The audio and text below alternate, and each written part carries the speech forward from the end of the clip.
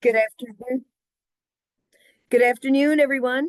Uh, we're wrapping up the day today. It's been an amazing day.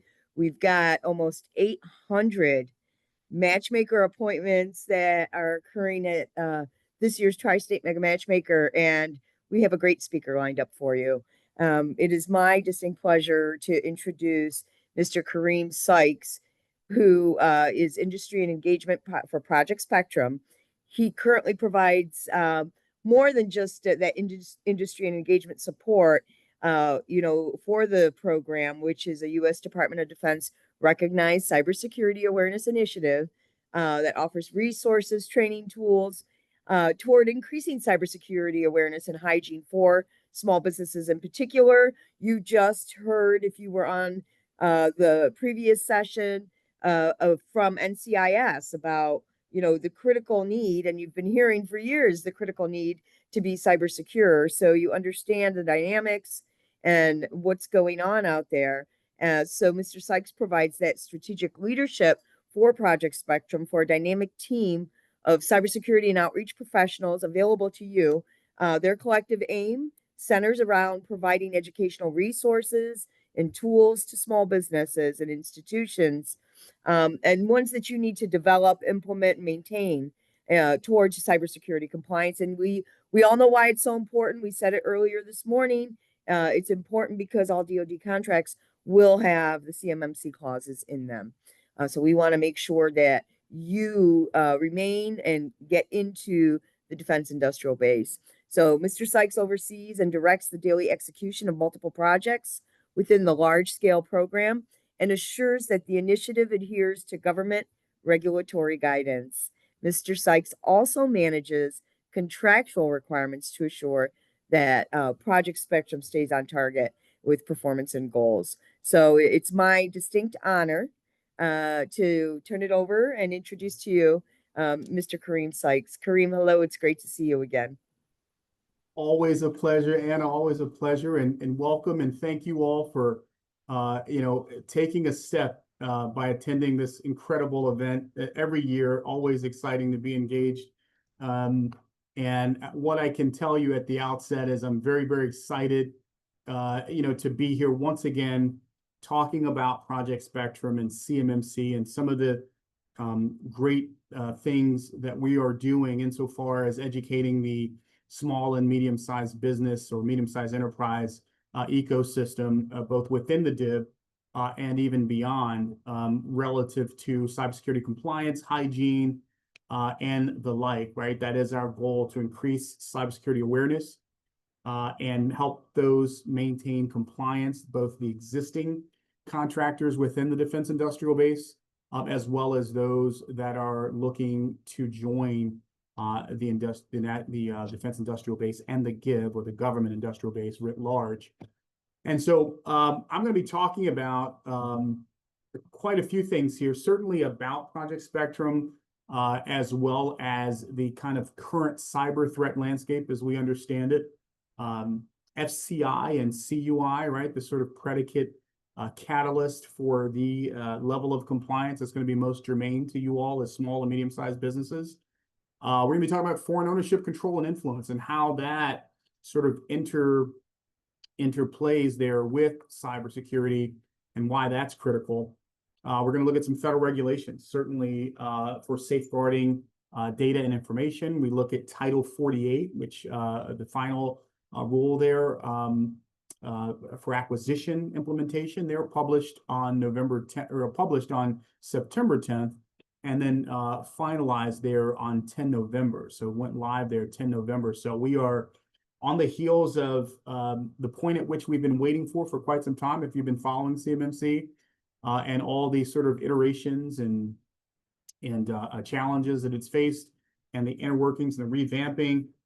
We are finally here. So we'll look at levels 1 through 3 and the attending assessment requirements thereof, and then the compliance scenario. We're going to talk about how it is that the sort of confluence of resource provisioning that is Project Spectrum, how that sort of coincides with the typical compliance journeys that we see in the interactions between our cyber advisors and those companies that are engaging with us, both within our online compendium, as you see in the background, a screenshot of the Project Spectrum website of my video.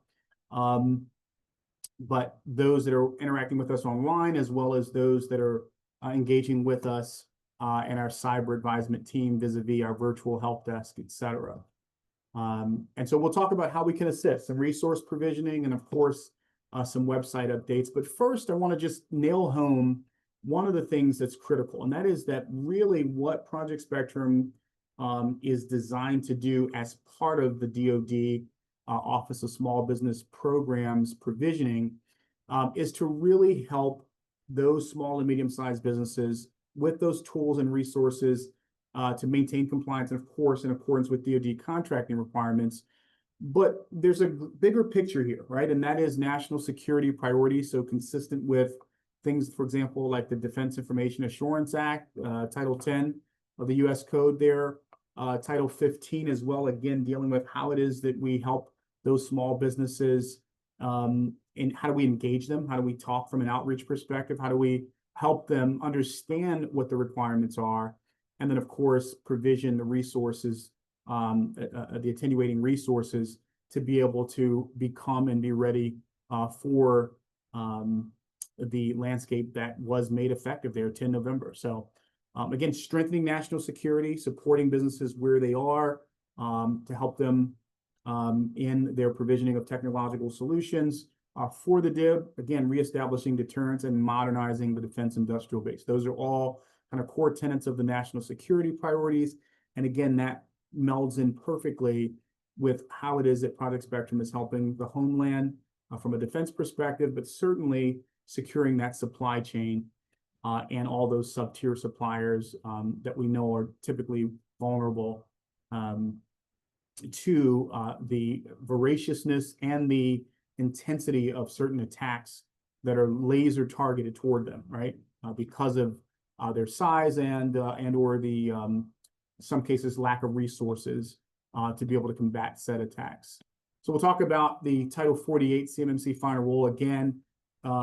What we know is that that rule kicked off a series of a 4-phase, 3-year rollout as explicated on your screen here. This is a screenshot from DoD CIO's website where they talk specifically about the fact that as of 10 November, that then kicks off phase 1, which they're calling the initial implementation, said to be focused in and around level 1 and level 2 self-assessments.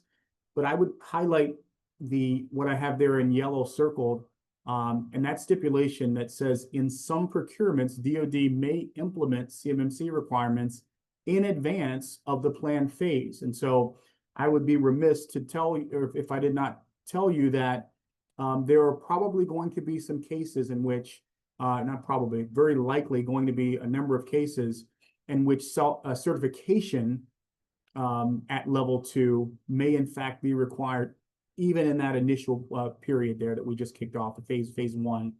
And so while the focus is intended to be focused at level 1 and level 2 self-assessments, those that are able to test at level 1 and level 2, and again, we'll talk more about that in subsequent slides, it is worth pointing out certainly that in many cases, in some cases, there are going to be issues where, or instances rather, where level 2 certification is going to be looked at even in the first phase here.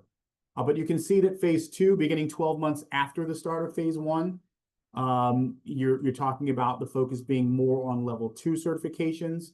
And then phase 3, beginning 24 months after phase 1, where applicable, again, those solicitations are going to require level 3 certifications. And we'll talk about what that looks like from an assessment criteria, who's doing it, and how that all works out. But again, beginning and we talk about phase 4, the full implementation, that's 36 months after the start of phase 1. We're looking at solicitations and contracts that are going to include CMMC level requirements as a condition of contract award across the board, right? So fully implementation there 36 months after the phase 1 start there, 10 November. And so I say at that point, virtually all new DoD. So when we talk about November 10th, I always talk about that as At some point, virtually all DoD solicitations will include some level of CMMC requirement, because there are going to be instances where it won't be, right? So for example, if in fact if it involves a commercial off-the-shelf product, so a COTS product that has no manipulation, no deviation from it being a commercial off-the-shelf product, if it's a procurement dealing with that, then CMMC does not apply to that. The other instance is if the micro purchase threshold, so that if you're tracking October 1 of this year, that micro purchase threshold went from 10,000 for the DoD to 15,000. And so what we know is anything that's 15,000 or less, any procurement that's under that $15,000 threshold for a micro purchase, then that too would not be susceptible to CMMC as well. So again, just a few footnotes there. We'll talk now about the cyber threat landscape, and this becomes critical because what we know is of the more than 40% of all cyber attacks that are targeting small and medium-sized businesses, we know beyond a shadow of a doubt that some 14% of those, a mere 14% of those SMBs have plans in place to mitigate those attacks. And so those two statistics alone are very troubling. But when we look at the fact that almost 3/4 of the breaches are caused by human error, this really highlights and delineates further for us that there is an educational and awareness piece to this that is absolutely critical. Many small businesses are not aware of the very types of things that they can do to secure their environment. Maybe it's segmenting their enclave so that they're not processing, storing, or transmitting CUI or FCI, which we'll talk about more here shortly. Maybe it's segmenting how they're doing that, right? So again, if there's an education awareness piece here, that Project Spectrum is intently poised to be able to fill, and that is why we are very much involved. We're called out, by the way, it's worth noting that we're called out in the DoD Small Business Strategy, which was published, if you're tracking there, in January of 23. We're called out specifically in Objective 3.2, where we talk about, again, outreach to small businesses, helping them understand, again, the resources that are not only available to them, but the ways in which they can take definitive and concrete steps to really thwart those would-be attackers' efforts. Finally, when we think about the staggering cost associated with cybersecurity attacks, right? We know as much as $653,000 for an individual attack is really a deal breaker for many SMBs and small manufacturers, particularly the micro smalls, right? And by the way, that's just the monetary cost. We're not even talking about, the intellectual property concerns. We're not even talking about the reputational damage, right? Some of the intangibles there. Dual use technologies are also reasons why SMBs are targeted. Certainly access to sensitive government information, the interconnection between larger defense contractors and the supply chain is very attractive to would-be attackers. And then we think about certainly the political and ideological motivations, both domestically and abroad, right? These are all critical factors, and they're all sort of predicated upon companies that are handling FCI or CUI data, right? So we think about federal contract information, or FCI as it were. Again, all in the unclassified space, but it's information that's provided by or for or generated for the government under a contract, right? So again, FCI is going to refer to some of what you see bulletized in the top right of your slide. So we think about contract information, org charts, RFP, RFI responses. If you're handling anything like that, then you are certainly handling FCI, right? And we think about CUI consistent with the DFARS clause, 252.204/7012, which we've all heard hopefully so much about, been around since December of 2016, calling for the NIST 800-171 self-assessments, which unfortunately many people were not doing. And so that gave birth to what ultimately became CMMC, right? The sort of compliance arm to make sure to have a means by which we could make sure that folks were doing what they need to do from a compliance perspective. But CUI, again, information that's the U.S. federal government creates or possesses, or that an entity creates or possesses for on behalf of the government, and that a law, regulation, or government-wide policy requires or permits an agency to protect via safeguarding and dissemination controls. We think of CUI as some of the kind of older forms of unclassed information, but still protected. SBU, or sensitive but unclassified, FOUO, which we've likely all heard of. Things like unclassified controlled technical information, and even proprietary business information, when in the hands of the government, would constitute controlled unclassified information, and thus would necessitate compliance at either levels 2 or 3. So we'll talk more about that as well. Let's talk about foreign ownership, control, or influence before we do that.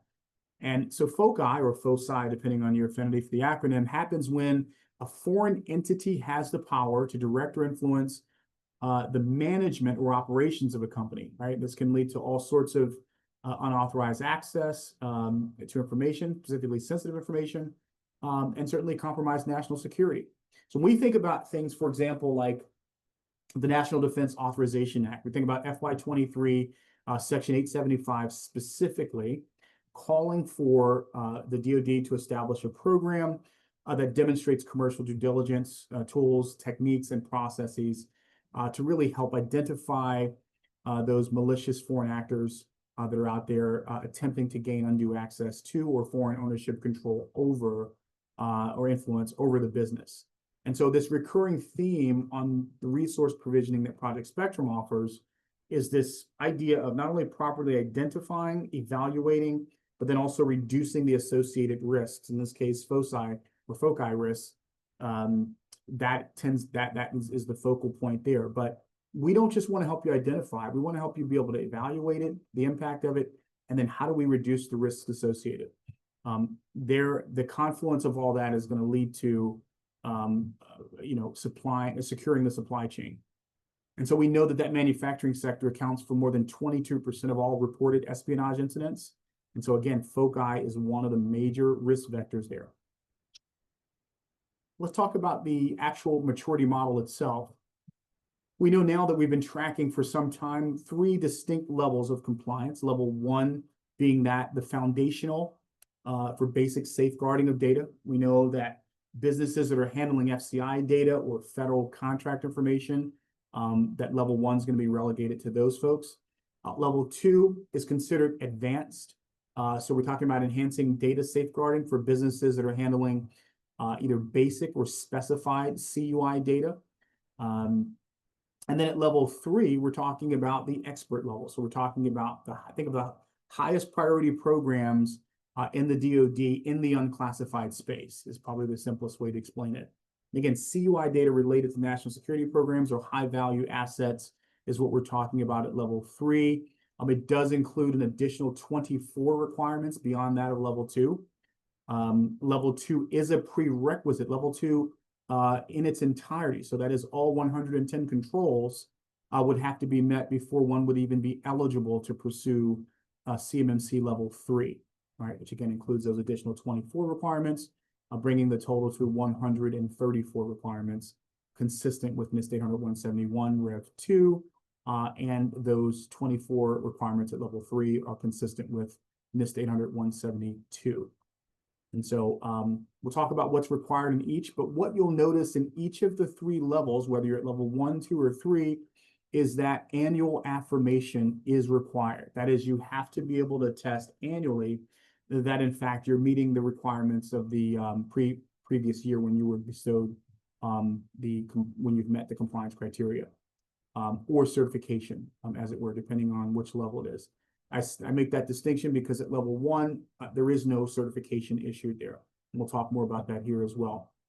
So we know that annual self-assessments at level 1 are allowed to be compliant. All of the findings at level 1 must be met or non-applicable in terms of their statusing. And then when we think of the plans of action and milestones, those are not allowed at level 1.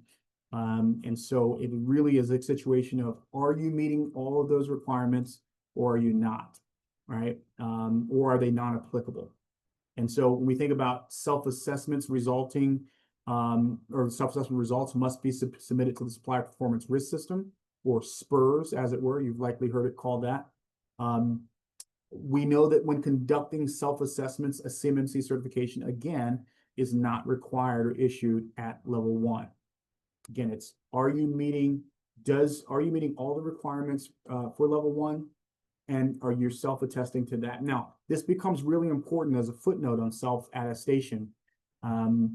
There is something called the False Claims Act, right? And so we want to make sure that we're in no uncertain terms as we're doing self-assessments, particularly at level 1, and even those that are allowed at level 2 in some unique cases, that in fact you're attesting honestly and candidly. We've seen a number of cases where large companies have been prosecuted by the Department of Justice for having purported a particular level of compliance that in fact they were not meeting. And so that False Claim Act is being actively pursued by the Department of Justice. And so we want to make sure that that companies are not just haphazardly uploading results to the supply performance risk system that are not in fact indicative of where their security posture and infrastructure stands relative to the requirements. Very, very important there. But again, organizations can register with Project Spectrum, that last bullet, at absolutely no cost to conduct those assessments and produce the attenuating scores. Let's talk about CMMC level 2. Now, there's a bifurcation here at level 2, and it really has to do with the fact that there are 2 tracks to meet compliance and or certification at level 2, right? So if in fact you are going down the self-attestation track, I'll talk about that first, you are going to be able to use the self-assessments that you were able to use at level 1. So for example, a similar self-assessment, I should say. So you're able to self-attest, you're able to go to, for example, to Project Spectrum. We have those self-assessments available for you at our website, projectspectrum.io. And the self-assessment for, in the case of level 2, you're going to still be able to leverage all the financial savings by leveraging that assessment tool at absolutely no cost to you. You're also going to be able to leverage the cyber advisory or the virtual help desk, in which you can engage with some of our cyber advisors, who, by the way, in many cases are CCAs or CMMC certified assessors, and who have experience in engaging with small businesses directly, and so that you're getting it as close to the horse's mouth in terms of expertise and just training and so forth, right, when it comes to CMMC from a compliance perspective. CMMC certification is not required or issued if you are going down the self-attestation track, and I really highlight that caveat because what we understand is that a considerable number of companies within the defense industrial base will need to go for certification. I'll talk more to that as well very shortly. But finishing up on the self-attestation track for level 2, we know that the scores are going to be uploaded into what's called the supplier performance risk system, as I mentioned earlier. That, by the way, is a repository within the procurement integrated enterprise environment for DoD. And so that supplier performance risk system houses those scores. It is monitored by the DoD and DCMA. And so that's where it would go if you're going down the self-attestation track. Now, if you're going for certification at level 2, okay, both are gonna have that triennial every 3-year cycle assessment. But what's important to note about the certification piece here is that you have to meet with a C3PAO or CMMC certified third-party assessment organizations. You're gonna have to meet with one of those companies, which, by the way, you can find on the cyberab.org website. Again, cyberab.org. Mark, if you would be so kind as to drop that link in the chat for folks. If you go to the CMMC Marketplace tab, or the Marketplace tab rather, on that cyberab.org website, what you're going to find is a situation where you can filter down for C3PO. So if you're looking for a C3PAO, there are 90 of them as of today. So not nearly as many as we need, but they are growing that number. I can tell you, as I've talked with Matt Travis, who's the CEO of the CyberAB, him and his team, they are avidly working on getting more qualified, certified C3 PAOs available on that site because we certainly need them. And with that being said, if you're going down the certification track, you're going to have to meet with a C3 PAO in order to obtain certification, right?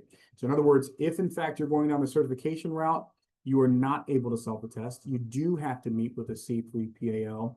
And then you do ultimately go for they will put you through the process to get to certification. But in either case, that third bullet under the green, talking about the financial savings and the assessment tools, the training, all these things that Project Spectrum is going to provision, you're still able to leverage all of that because in either case, whether you're going to self-attest or whether you're going to have to meet with a C3PO and go for certification, that assessment tool on Project Spectrum is going to be invaluable because it is in fact predicated upon those 320 scoring objectives that are tied to level 2 certification and compliance. And so if you've taken that self-assessment, you've done the gap analysis that you can do right on our site, which I'll talk about as well. You've asked any questions that you may have had of our cyber advisors. If you've done that, you're going to be very, very prepared for what would need to happen next, which is implementation of any security controls that you're not meeting, right? So just the fact that you're able to identify those is huge in and of itself, but then you're also going to be able to look at what are implementation strategies that I can do. What are some of the training courses that I can take on projectspectrum.io, whether in short or long form? What are some of the things I can do once I've understood where those gaps are, right? I've done that gap analysis. Okay, now I know where I'm at. What can I take to address those gaps that I've identified? Again, hugely invaluable, particularly ahead of getting to a C3PAO, which, by the way, C3POs, if they're doing the assessment, they're not going to be able to do the remediation. The same assessor can't do the remediation for a 3-year period, right? And vice versa. If you're getting remediation help, that same remediator cannot do your assessment for you for a 3-year period. And so, in other words, what we hear a lot as I talk to C3PAOs is I hear, hey, Kareem, we're getting so many companies that come to us, but they're just not ready, right? They're nowhere near ready for an assessment. And by the way, these assessments aren't exactly cheap, depending upon it's a variable factor as to what the cost would be. But we've seen assessments, $150,000, $80,000, $70,000. It really just depends on a myriad of factors, not the least of which is how many devices do you have in your environment that are processing, storing, or transmitting, CUI? How many employees do you have, right? And all the things that would indicate or that would bleed into whether or not the level of effort that a assessor would have to engage in order to complete your assessment is all going to factor into the cost to an extent. So again, a lot of these factors come into play, and a lot of folks aren't ready. And so all the more reason why we encourage everyone to go to projectspectrum.io. You can do a lot of this at no cost to you in terms of the assessments, in terms of the gap analysis, in terms of identifying those areas that you maybe need help in. You want to have all that lock, stock, and barrel long before you get to a C3 PAO. I can tell you that much. And now I know you're probably asking the $64 million question, Kareem, how do I know if I'm going to be going down the self-attestation track at level 2 or if I'm going to be going down the certification track at level 2? Well, this slide here, you'll want to visit the archives.gov CUI registry, the category list. You want to visit this area because what we found out in January, I want to say January of this year, what we found out from a memo that was published, signed by the then acting CIO, Leslie Beavers, and Dr. William LaPlante for DoD, one of the things we found out is that in that memo, it underscored what's called the NARA registry, specifically the organizational index groupings. And what you're looking at on my screen is the organizational index grouping for defense, which this memo to senior Pentagon leadership highlighted. And what it essentially said was if the CUI data that your company handles falls into one of these 5 categories, data types, you're going to need to be assessed by a CMMC third-party assessment organization in order to achieve level 2 certification. In other words, you are not able to self-attest if in fact you fall into any one of these 5 categories, right? So we're talking about CTI, or controlled technical information. We're talking about DoD critical infrastructure security information, naval nuclear propulsion information, privileged safety information, and of course, unclassified controlled nuclear information within defense. And so what happens if you go to that site, which, Anna, thank you for dropping that in the chat there. When you click on any one of these 5, it'll give you more granular information as to what each constitutes, right? So what I can tell you, just to give you a real world example, CTI, that is going to account for a broad swath of the DIB as we see it.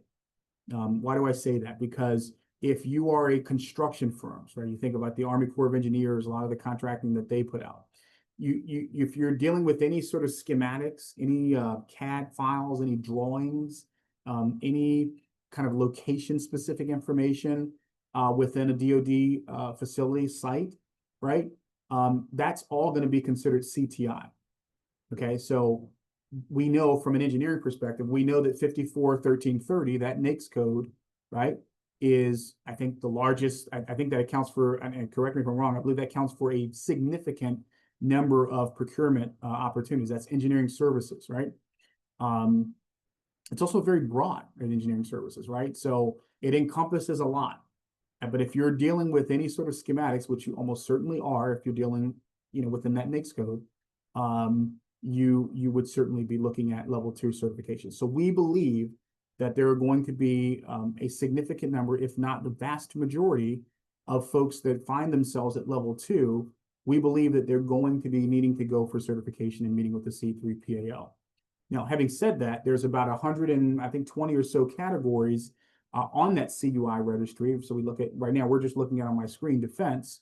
But you'll notice as you go to that CUI registry link, there are about 100 or so others that are not, right, that are not defense, or they don't fall under defense, right? So for any of those, you should be able to self-attest, but you'll still want to double check with your procurement officer, contracting officer for clarification on that. For example, ITAR is another one that can be tricky, depending on what's being processed, stored, or transmitted there. So you'll want to definitely check with your contracting officer, but certainly also check with our cyber advisors. We're more than happy to help you delineate and understand what those parameters are as to whether or not you would need to be going for certification at level 2 versus being able to self-attest. So hopefully that is clear. Let's move to level 3 now. We're going to talk about, again, level 3. We're talking about the highest priority programs in the unclassified space within the DIB. The triennial every 3-year cycle assessment and certification renewal is required there. We know that annual affirmation is there, that 4th bullet from the top. We talked about the prerequisite that at level 2, and I point that out rightly because at level 2, let me go back here, so I want to make sure I'm clear. At level 2, if you look at the very top there, I talk about how there are 2 compliance tracks, and I say each require a minimum passing score of 88 out of a possible 110, right?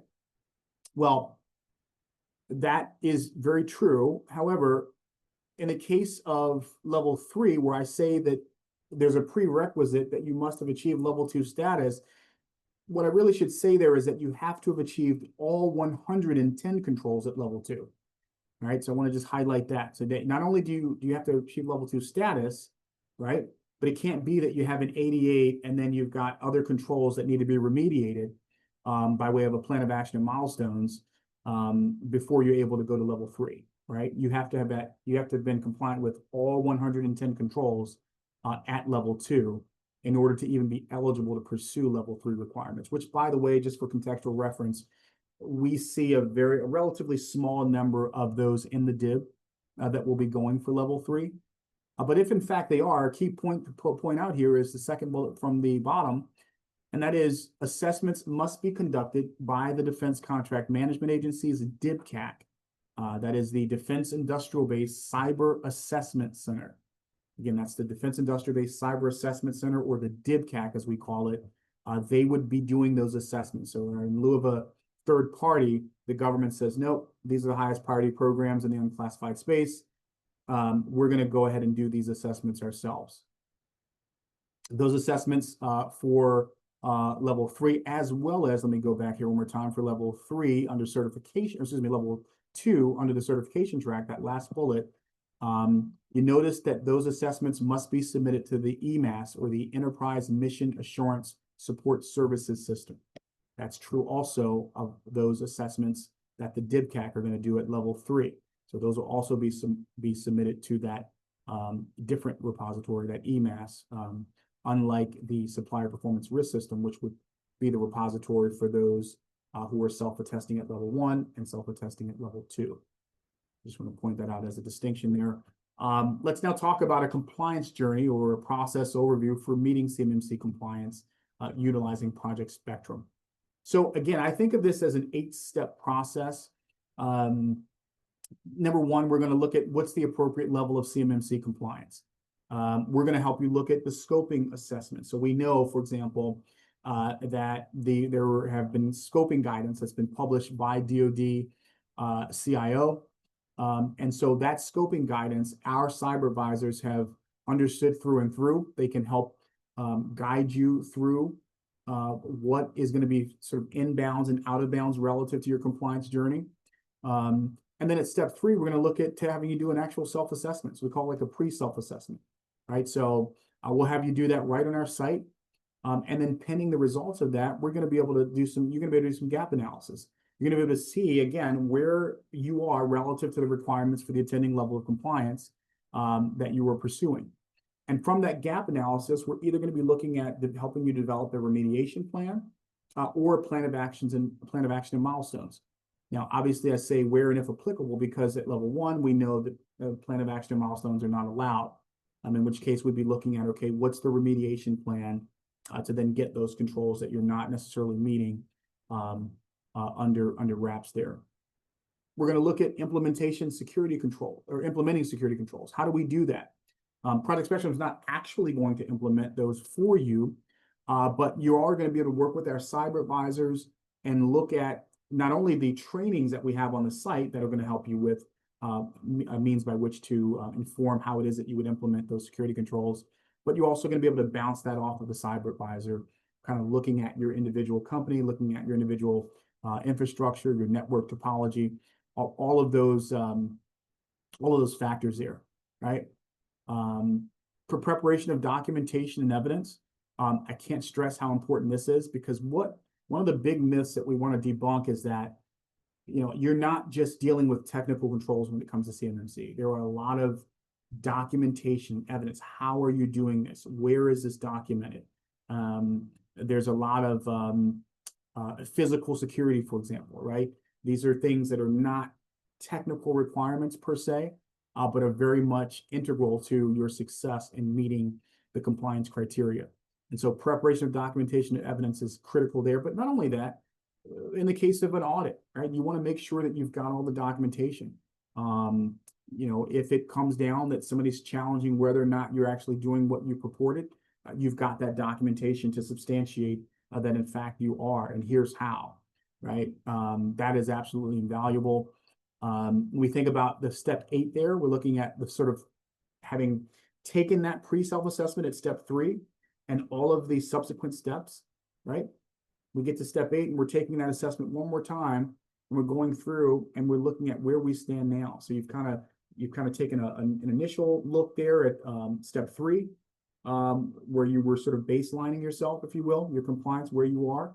You've done some gap analysis from there. You've looked at how it can implement security controls. You've maybe accessed some of the trainings right on projectspectrum.io. And now you've done that documentation and evidence to support those things. And then you're ready to look at another final self-assessment to make sure, again, that you're lock, stock, and barrel, or at least that you know the areas that you need to still work on, and that you have a score that you can rely on, that it is indicative of where you are legitimately there. So again, the confluence of all that from a compliance journey perspective, we think is invaluable. In conjunction with being able to meet with our CAs or cyber advisors, you can't put a true value on that. It's really invaluable. We talked about identifying the appropriate level of compliance and everything that goes into that in terms of the predicate of whether or not you're handling federal contract information or CUI, controlled and classified information. We also looked at the self-assessment scope. Here's just a visual of it. But the idea is that the level 1 scoping is going to focus on FCI assets, right? Obviously, because we're level 1. But it's also talking about those 6 family domains or control families, as we like to call them. The scoping for level 2, conversely, is going to deal with the 14 family domains, which is obviously a lot more involved. About 110 requirements at level 2. Again, predicated upon those 320 scoring objectives, which is important to point out there, or assessment objectives rather. You must produce a system security plan, which Project Spectrum can help you with. Not only do we have training courses that teach you about what a system security plan constitutes, but also the plan of action and milestones and what is involved there. We can help you understand what a true system security plan is going to look like. If one of my cyber advisors or we see a 10 or 15 page system security plan, we know there's trouble afoot, right? System security plans can be hundreds of pages long in terms of a document. And so we want to make sure that that system security plan is truly indicative, covering everything that it needs to in order for you to be successful in your cyber compliance journey. Excuse me. The CMMC self-assessment, again, just a visual of it. Again, no cost assessment, so it's going to save you money. It adheres to the FAR clause 52.204-21, as well as NIST 800-171A. So the assessment objectives are examined and tested rather. Documentation is created, updated for evidence. And again, in the case of level 1, everything must be met. The contractor needs all findings to result in a met or non-applicable status. And so when we think about, for example, the gap analysis that you're going to be able to do on the site, it's going to tell you exactly where you stand.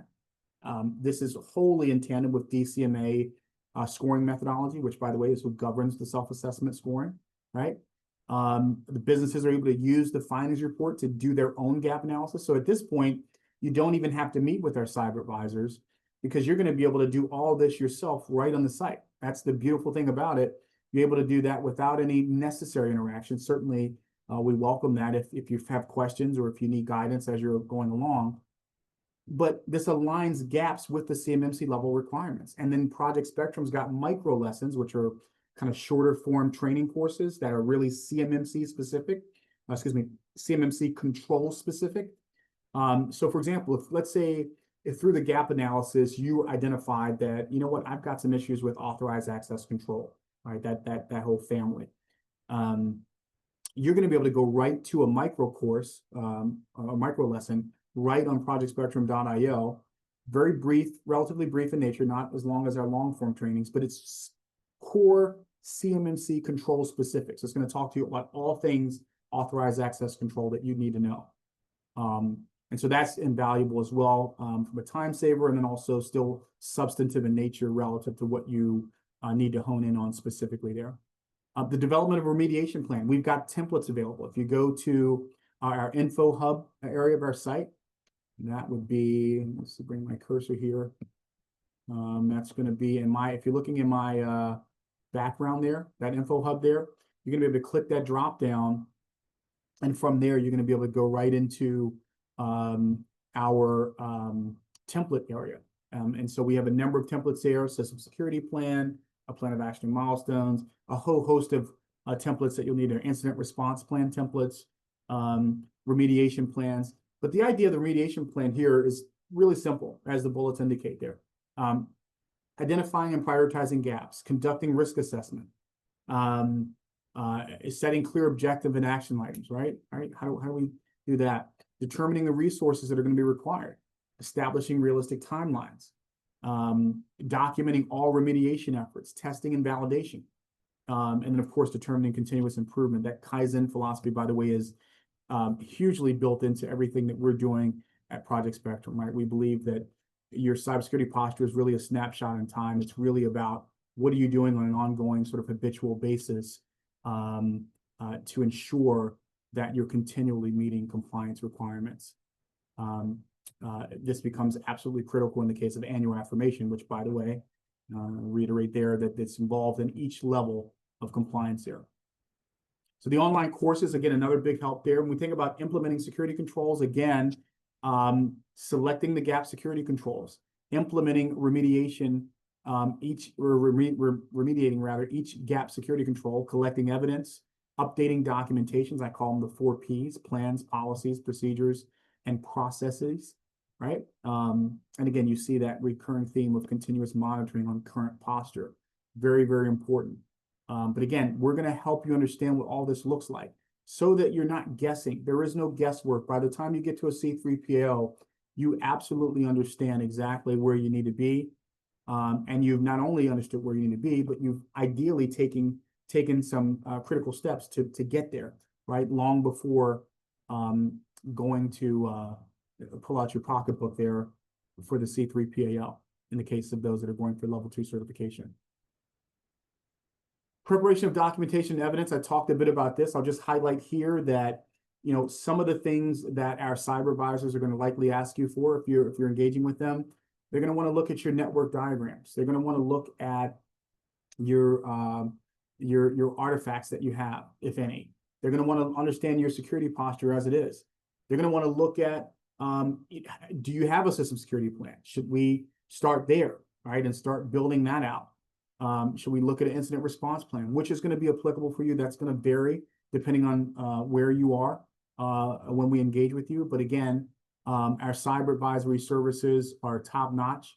And again, whether we're talking about data flow diagrams, system or network planning documents, data configurations, training materials, it's all squarely within the wheelhouse of our cyber advisors, which, by the way, are full-time equivalents. By the way, these aren't, you know, chat bots or folks that are just behind a computer, right? These are real people with real certifications relative to CMMC and other areas of cybersecurity, hygiene, and compliance. Step 8 there, again, talking about conducting the assessment, how you go about uploading those results into the Supplier Performance Risk System or EMAS, as it were. We can certainly help you with all of that. And again, the resource provisioning, we'll talk about that as well. But before I do that, I'll just highlight something from Katie Arrington, whom hopefully you all know, performing the duties of, or was performing the duties of Chief Information Officer, as now CISO for the Department of War. And what she said was, look, I see CMMC being enduring. What we're hoping to do as it goes into effect this year is figure out how to evolve it, how to make it more dynamic. It's going to have problems. There are going to be issues when it rolls out. I always say I like to fail early and fail often to get what I need. In that same GovCIO Media Research articles, Stacy Bostjanek, another titan in the DIB relative to not only CMMC, but cybersecurity writ large for CIO. She says, look, we're losing our intellectual property and sensitive data from the government by leaps and bounds. Some $200 to $600 billion a year in intellectual property is lost, and sadly, many of our citizens are unaware. So again, this speaks to a lot of what we're talking about insofar as education awareness, and that is squarely where Project Spectrum is, again, as I said earlier, called out in that DoD small business strategy to provision exactly those sorts of education awareness and training for companies so that they know and that they understand exactly what Stacy Bostjanek is talking about there. So what are the resources that you can engage in? We talked about a lot of the templates. We talked about the artifacts, the assessment tools, the advisory services, education information services. When we think about cybersecurity training and education, it's our wheelhouse. It's where we live.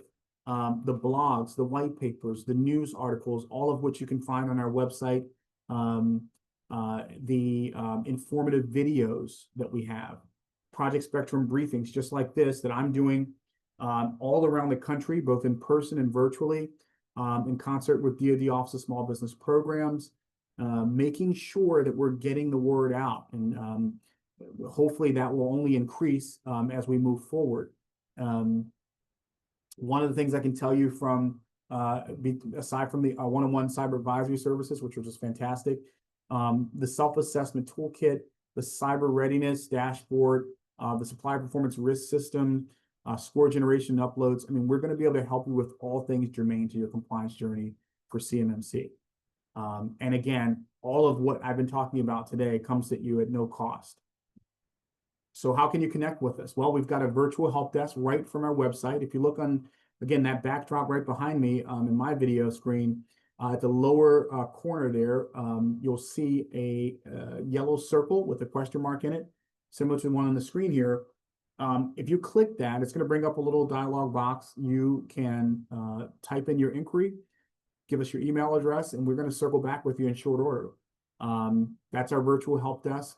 Projectspectrum.io is where you'll want to go to register. You can reach us at support@projectspectrum.io. And then, of course, we have training webinars that we're doing in concert with DoD. I'll be doing one, I believe April 2nd is the date, the next one for that. It's going to be virtual. If you're not connected with the Department of Defense Office of Small Business Programs already, please do so on LinkedIn. There is a very great news article one of my colleagues produces for DoD OSBP, Suzanne Zern. It's a really, really good publication. A lot of helpful information in there in terms of what's going on within and around the cybersecurity atmosphere, but small business writ large, right? So you're going to find a lot of great information there.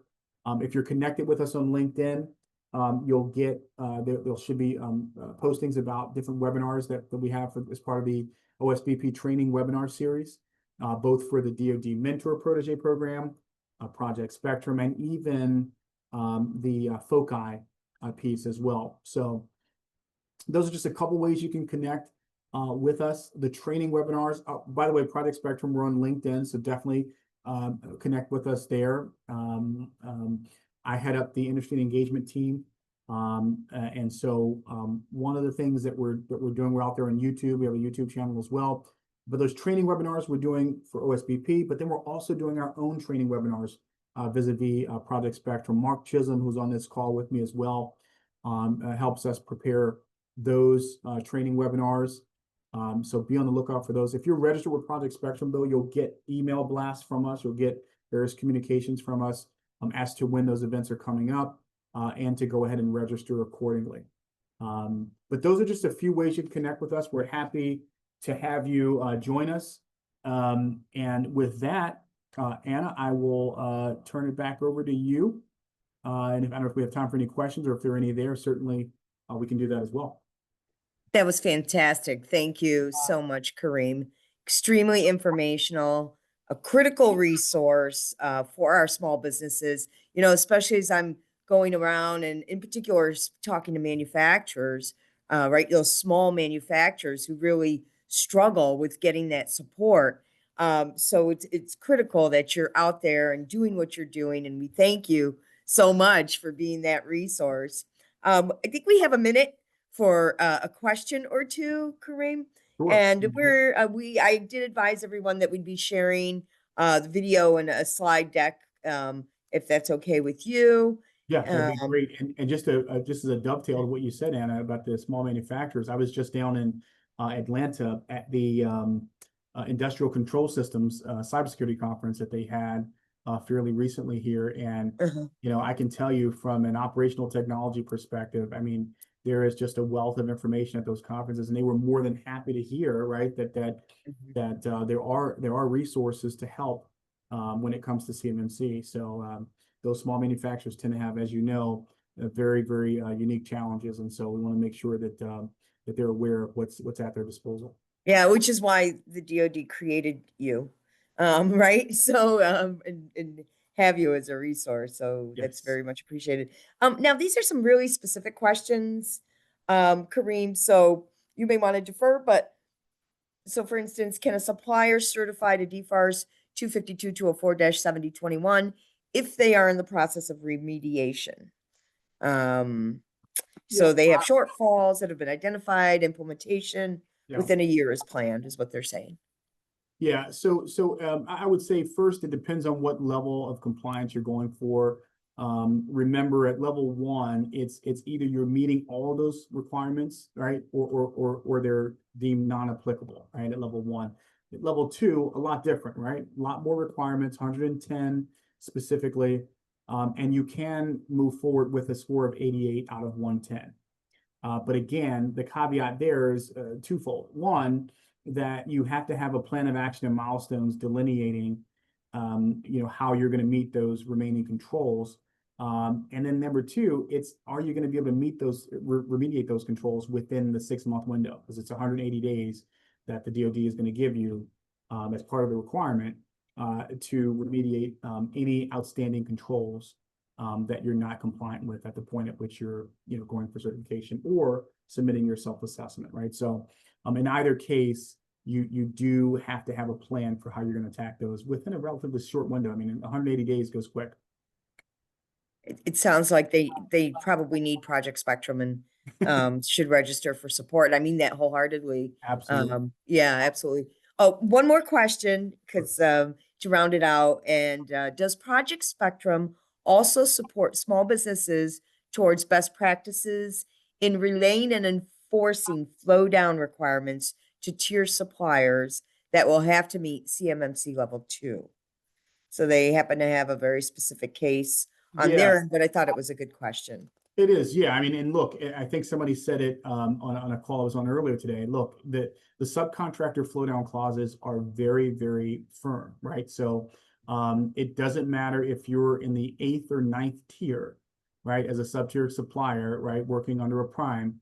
Remember, the prime is who's contracted with the government. So they have the requirement to meet whatever level that's deemed in that solicitation, right? So if it's level 2, and let's say there's going to be the handling of CTI, right, which would necessitate going for certification as opposed to being able to self-attest, then every sub-tier supplier under there has to meet that.